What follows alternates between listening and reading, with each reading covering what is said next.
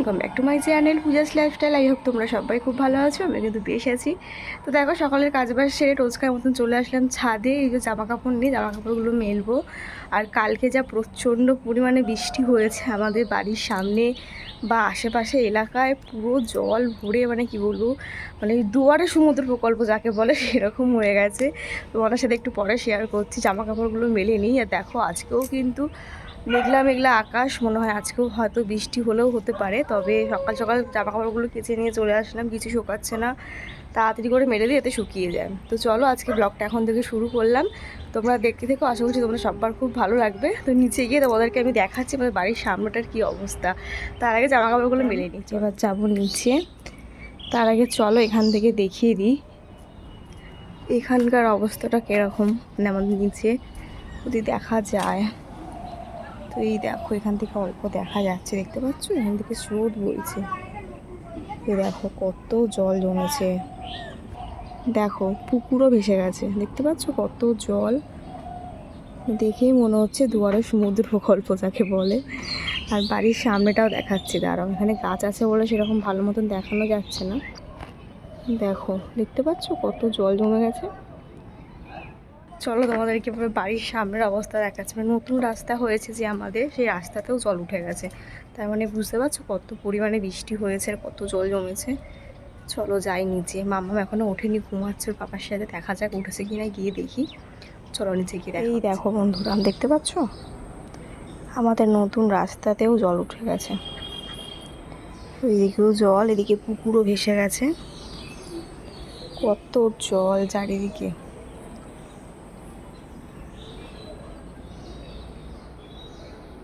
জামা কাপড় মেলে আসতে না আসতে দেখি মাম্মাম আর পাপা কিন্তু ঘুম থেকে একেবারে উঠে পড়েছে। আর ঘুম থেকে উঠেই তো মাম্মামের খেলা শুরু হয়ে গেছে। কতটাই না খুশি দেখো ঘুম থেকে উঠে। আমাদের মহারানী উঠে গেছে। Good morning. একটু হেসে দাও, একটু হেসে দাও, একটু হেসে দাও, হেঁচে দাও, হেঁচে দাও। ওলে বাবালি, একটু উলু দিয়ে দাও, একটু উলু দিয়ে দাও, একটু উলু দিয়ে দাও, উলু দিয়ে দাও। ওইরকম করে উলু দিতে হয়? ও আচ্ছা। ও বাবা, কি বাবা বউ শিখেছে। একটু হেসে দাও, একটু হেসে দাও, একটু হেসে দাও। ওর এখন খিদে পেয়ে গেছে, কালকে অনেক রাত্রে খেয়েছে, তাড়াতাড়ি খেয়েছে।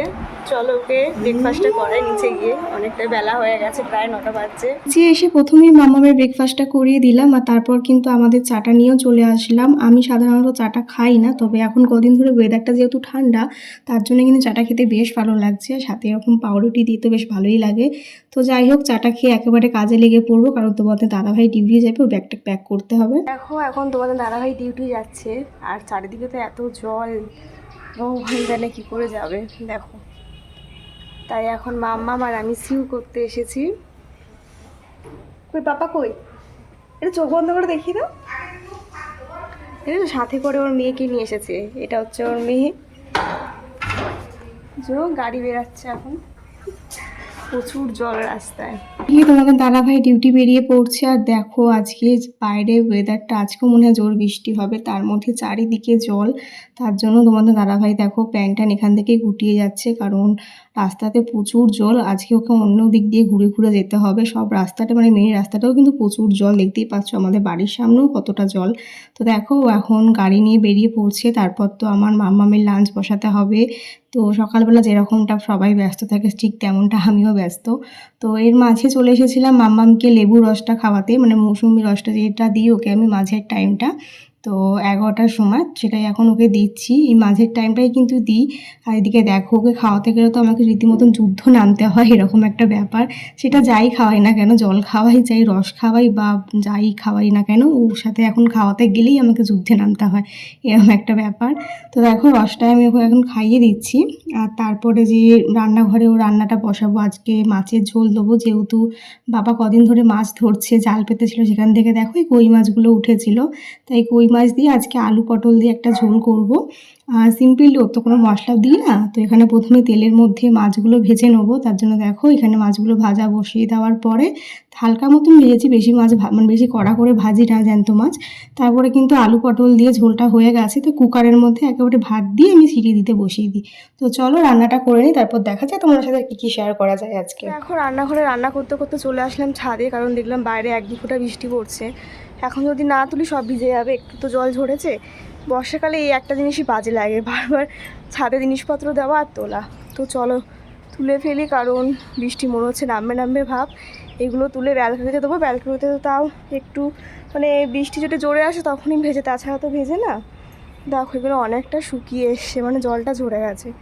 তো চলো এগুলো হাত থেকে আনা জামা কাপড়গুলো কিন্তু এখন ব্যালকনিতে মেলে দিচ্ছি, কারণ কখন বৃষ্টি নামে তার ঠিক নেই। ভালোই আকাশটা ভার হয়ে এসেছে, আর ব্যালকনিতে থাকলে তো আর ভিজবে না। যখন খুব জোরে বৃষ্টি আসে তখনই ব্যালকনি থেকে জামা কাপড় তুলতে হয়, নাহলে এখানে কিন্তু একটু হাওয়া বাতাসে বেশ জামা কাপড়গুলো শুকিয়ে আসে। কারণ এই বর্ষার দিনে আমাদের প্রত্যেকটা গৃহিণীর এই একটাই বাড়তি কাজ, জামা কাপড় তোলো আর মেলো, এরকম একটা ব্যাপার। তো এখানে মেলে দিচ্ছি, এখানে ভেজার সেরকম চান্স থাকবে না। যখন খুব জোরে বৃষ্টি আসবে তখন এসেই তুলবো। আর ওদিকে দেরি হয়ে যাচ্ছে, মাম্মামকে স্নান করাতে হবে, খাওয়াতে হবে। তো চলো জামা কাপড়গুলো মিলিয়ে নিই, তারপরে আবার পরে ব্লগে ফিরছি। ফাইনালি মাম্মামকে স্নান ওর লাঞ্চটা কমপ্লিট করে নিয়ে চলে আসলাম, এখন ঘুম পাড়াবো। বৃষ্টিটা কখন থেকে মনে বলছে আসবো আসবো, তবে এখন অবধি আসেনি, আবার কালো করে এসেছি, মনে হচ্ছে নামবে। তো চলো ওকে ঘুমটা পাড়িয়ে নিই, জানলাগুলো বন্ধ করব, আর তারপর তো আমি স্নান করব। তো চলো আমাকে ঘুম পাড়িয়ে আমি স্নান করে চলে আসলাম আজকে একটা বড় কাজ সারতে, সেটা হচ্ছে গোপুসোনার অঙ্গরাগ করবো। সামনে যেহেতু জন্মাষ্টমী চলে আসলো, তার জন্য ভাবলাম যে এই কাজটা অনেকদিন ধরেই ভাবছি করব, তবে করা হচ্ছিল না। আজকে যেহেতু মাম্মাম ঘুমাচ্ছে, তাই এই ফাঁকে অনেকটা টাইম পেলাম, তার জন্যই কিন্তু এই কাজটা করতে চলে আসলাম। আর তার মধ্যে আমি স্নান করে চলে এসেছি, আর শুদ্ধ বস্ত্র পরে এগুলো করতে হয়। তো কাঁচা জামা কাপড় পরে বসে পড়লাম, আর লাঞ্চ করে নিলে তো ঠাকুরকে আর ছুতে পারবো না, তার জন্যই কিন্তু এখন এই কাজটা করতে বসে পড়লাম। ওদিকে তো মাম্মাম ঘুমাচ্ছে, আর আমরা আমাদের স্পেশাল দিনগুলোতে সাজুগুজু করে সুন্দর হয়ে উঠি, তবে আমার গোপুসোনা হবে না। তার জন্যই কিন্তু আজকে নিজের হাতে গোপুসোনাকে সাজাচ্ছি। দেখবে নিজের হাতে একটু সাজানোর একটা আলাদাই আনন্দ, এগুলো কিন্তু দোকানেও করতে দেওয়া যায়, তবে আমি মনে করি নিজের হাতে সাজালে একটা আলাদা অনুভূতি বা একটা ভালো লাগা কাজ করে। তো যাই হোক, দেখো এখন নিজের হাতে নিজের পছন্দ মতো করে আমার গোপুসোনাকে সাজিয়ে তুলছি। তোমরা কিন্তু অবশ্যই দেখে বলো গোপুসোনাকে কেমন লাগছে দেখতে। ওই দেখো বন্ধুরা, আমার গোপুসোনা জন্মাষ্টমীর জন্য একেবারে সাজুগুজু করে রেডি হয়ে নিয়েছে। তো অ্যাকচুয়ালি আমি স্নান করেছিলাম, তো তার জন্য এখন অবধি লাঞ্চ করিনি, গোপুসোনাকে সাজাবো বলে। কদিন ধরেই ভাবছি যে এই কাজটা করবো, করা হচ্ছিল না টাইমের অভাবে। আজকে দেখলাম মামা অনেকটা টাইম ঘুমাচ্ছিল, তার জন্যই করা। তবে মাঝেও উঠে গেছিলো, তারপর তারা তোমাদেরকে দেখাচ্ছে ওর ঘরটার কী অবস্থা করেছে। দেখো অনেক কিছু দিয়ে তাকে ঠেকিয়ে রেখেছিলাম, কারণ পুরো কাজটা না করলে আমাকে আবার একদিন নিয়ে। আমার গোপুসোনাকে কেমন লাগছে সবাই কিন্তু কমেন্টে অবশ্যই জানিও। এখন যাব আমি লাঞ্চ করতে, আর একবার কাছ থেকে দেখিয়ে দিই। দেখো, তো এর আগেও সাজটাও আমি করিয়েছিলাম, আর এবারও আবারও করলাম, যেহেতু সবটা উঠে গেছিলো, অনেক দিন হয়েছিল। তো অনেক দিন ধরেই ভাবছি কাজটা সারবো, তবে সারা হচ্ছিল না।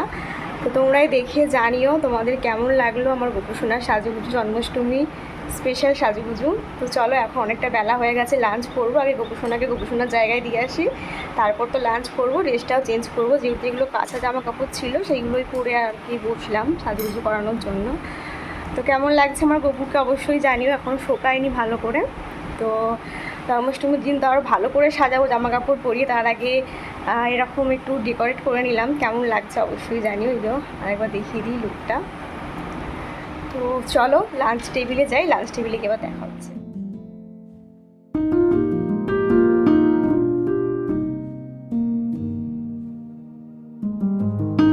যাই হোক, দেখো তারপর চলে আসলাম নিচে লাঞ্চ টেবিলে। তো আজকে আমি করেছিলাম চিংড়ি মাছ দিয়ে মোচা, এই রান্নাটা আমি করেছিলাম, আর মা করেছিল হচ্ছে মাছের ঝোল। তো সেটা দিয়ে লাঞ্চ করতে বসে পড়লাম। অনেকটা লেট হয়ে গেছে, প্রায় 3:30 মতন বাজছে। তারপর তো মামামকে খাওয়াবো, তারপর দেখা যাক মামাম দুপুরে ঘুমাতে দেয় কিনা। তো যাই হোক, তারপর অনেকটা টাইম কেটে গেছে। দেখো এখন হচ্ছে সন্ধেবেলায়, তো মামামকে ও টিফিনটা খাইয়ে দিয়েছে। এখন দেখো মাম্মাম এই ফোনটা নিয়ে, মানে ওর দাদা এই ফোনটা বানিয়ে দিয়েছিল রিজু, তো সেটা নিয়ে এখন খেলা করছে। আর ওর দাতুনের কাছে মানে বাবার কাছে গিয়ে বায়না করছে বাইরে ঘুরতে যাবে। বাইরে তো প্রচণ্ড বৃষ্টি হয়ে জল জমে গেছে, তবে ওকে আর কে ঘরে রাখে। সেই বাবার সাথে বাইরে একটু বেরিয়েছিল, বেরিয়ে ঘুরে ঘাড়ে এসেছে। আর দেখো এখন এই সন্ধেবেলাটা তো ওকে নিয়েই আমাদের সময় কাটে। তো দুষ্টুমিগুলো দেখতে দেখতে যে কীভাবে সন্ধেগুলো কেটে যায় বুঝতেই পারি না, কীভাবে যে দিনগুলো কেটে যাচ্ছে। আমার এই ছোট্ট দুষ্টু মেয়েটা কি তাড়াতাড়ি না বড় হয়ে যাচ্ছে। এই কদিন আগে নার্সিংহোম থেকে নিয়ে আসলাম, এখন দেখো 1-1.5 বছর হতেই গেল। তো যাই হোক, চলো পরে আবার ব্লগে ফিরছি। ফাইনালি রাতে ডিনার সেরে চলে আসলাম, মাঝে আর ব্লগ শ্যুট করা হয়নি। তো এখন একটু স্কিন কেয়ার করবো, চুলটা আঁচড়াবো। দেখো চুলের কী অবস্থা। মামা আর ওর পাপা আসছে ওপরে, মানে তোমাদের দাদা ভাই। তো চলো আজকের মতন ব্লগটা এখানে শেষ করতে, দেখা হচ্ছে নেক্সট ব্লগে। ভালো লাগলে অবশ্যই চ্যানেলটা সাবস্ক্রাইব করতে কেউ ভুলো না, সাবস্ক্রাইব করে আমরা পাশে থেকো। তো চলো tata, bye bye and good night.